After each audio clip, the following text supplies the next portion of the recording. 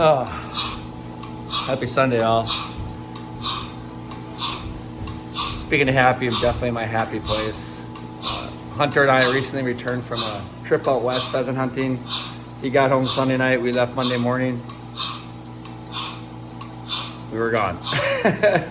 William did an awesome job with the chores while I was gone. We got a snowstorm, and he did a great job taking care of the animals, as well as just getting the snow out of the yard and making sure that Stephanie could continue to do what she needed to do here.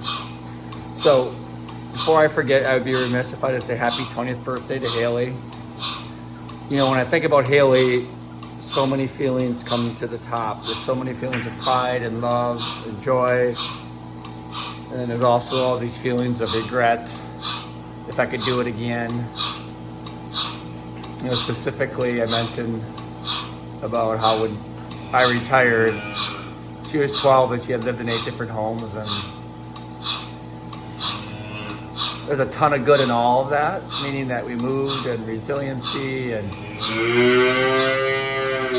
Murph says happy birthday, Haley. But there's a ton of good in that. That is not lost upon me. But if you're a parent, you know, as older you get, the more reflective you are. And I have a whole nother level of issue with my service, if you will, looking back, would I do it again? And that's for another video at another time in life. But happy birthday to Haley. We're going to come back here. We got to wrap up milking here with Stella. So happy to be home. We'll come back to you here with some more perspective.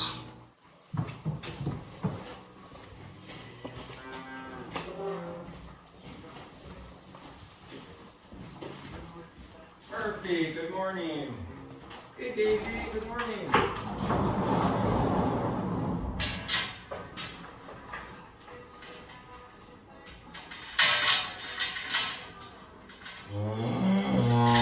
We're coming, so good morning, Murph. Morning, Daisy.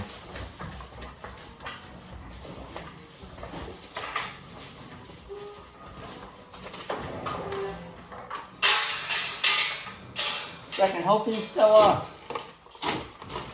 Yeah, I know. Good morning, Daisy.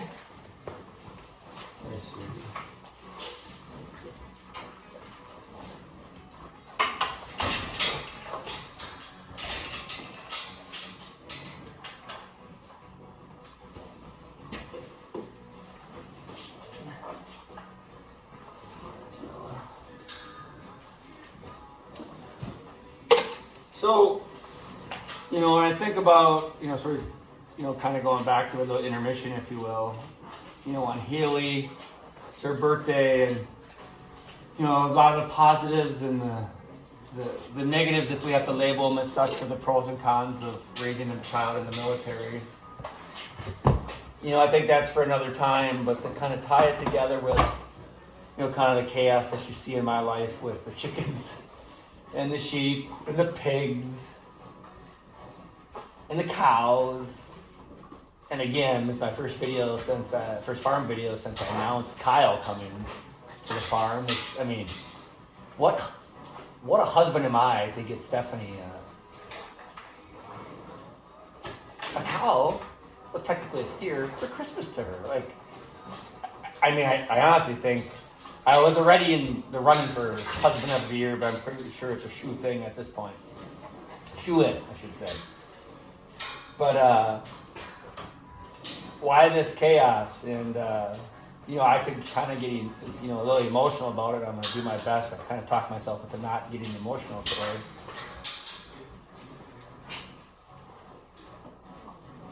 You know, I had a conversation with Hunter on the way home from out west yesterday, and, you know, some of these primal connections that we feel, you know, as humans to our, you know, predecessors, whether we believe it's thousands of years ago or tens of thousands of years ago, whatever we believe, you know, there's something to it.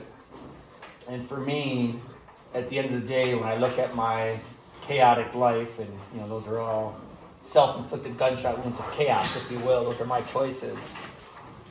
You know, going back to that primal, I don't know if I'd call it an urge or instinct, but to provide for my family.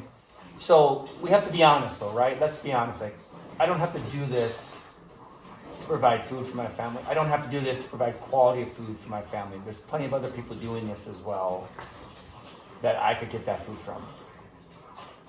But my primal instinct is to provide the opportunity for my family to experience it. So it's the experience of raising an animal, naming that animal, taking that animal's life, eating that animal at the table, telling stories of that animal, like Chuck, after he's passed and you're eating him. It's the primal instinct to ensure that they're not afraid to do that themselves. Because we could get down the wormhole, and I think I will in future videos about the food system and what it's doing to our society. But strictly, when I think about, I'm very reflective on my children today, especially Haley, because it's her birthday, that the primal instinct to provide the experience. And I would just challenge you that if you want to do that or have an inkling to do it, backyard chickens, check your zoning rules first, to this. And if you're somebody close and you want to do something that you don't have and you don't have the land, come talk to me. I want to provide those opportunities for other people. Maybe there's something that we can work out where you're not paying me and you just have an animal out here and we work together to work together. But what you see on my face often is this contemplation of all these different conversations going on in my head, my multiple personalities. And what I was just thinking there is the confluence of several thoughts, what I just mentioned, as well as talking with Hunter. Hunter and I have these bigger conversations of kind of like life when we have some time alone. And, I don't think I know that, sometimes people, especially I did it as well, is we put these lofty goals and we call them goalposts with the football analogy way out in front of us. And I think some of us are setting those goalposts too far out, including myself. And in the meantime, losing that connection, that primal instinct to provide, experiences, like basic human survival experiences to our family. And I don't have it right. We all know that I get it wrong a ton in my life, and I've gotten it wrong. But all we can do is make the best decision in the moment in which we make it, with as much information as possible. And right now, in this moment, that's what it is for me, is provide my children this experience, and someday I hope grandchildren. Life is really good. It's better with cows. Just ask Valerie, my friend. She wants a cow really bad. Have a great Sunday.